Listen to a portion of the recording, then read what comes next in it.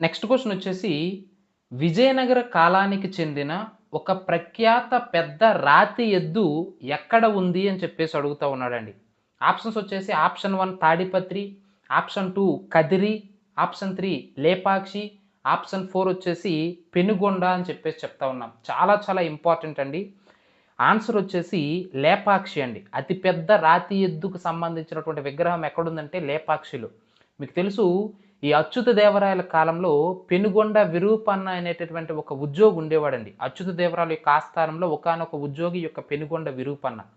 ఈ పెనుగొండ విరూపన్న ఈ లేపాక్షి గ్రామంలో అంటే ఇంతకుముందు అనంతపూర్ డిస్ట్రిక్టు, ఇప్పుడు డిస్ట్రిక్ట్ బైఫర్కేషన్ జరిగిన తర్వాత శ్రీ సత్యసాయి డిస్ట్రిక్ట్‌లోనికి వెళ్ళడం అనేది జరిగింది. సో, ప్రస్తుత శ్రీ సత్యసాయి జిల్లాలో హిందూపూర్ ఏదైతే ఉంటుందో హిందూపూర్‌కి 15 కిలోమీటర్స్ దూరంలో ఈ లేపాక్షి అనే గ్రామం ఉంటుందండి. ఈ లేపాక్షి అనే గ్రామంలోని వీరభద్రేశ్వర ఆలయాన్ని నిర్మించడం అనేది జరుగుతుంది. ఈ పెనుగొండ విరూపన్న.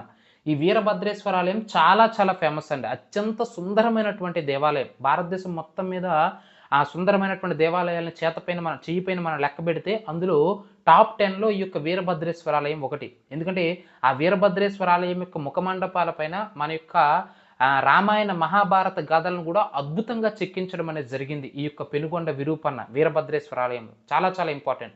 ఆ టెంపుల్‌లోనే అతి పెద్ద బసవన్న విగ్రహం ఉంటుందండి. చాలా చాలా ఇంపార్టెంట్. ఇప్పుడు నేను చెప్పినటువంటి ఈ అతి పెద్ద రాతి విగ్రహం అలియాస్ నంది విగ్రహం ఏదైతే ఉంటుందో అది యొక్క లేపాక్షి గ్రామంలోనే వీరభద్రేశ్వరాలయం టెంపుల్‌లోనే ఉంది అనే విషయాన్ని మీరు ఇక్కడ గుర్తుంచుకోవాలి.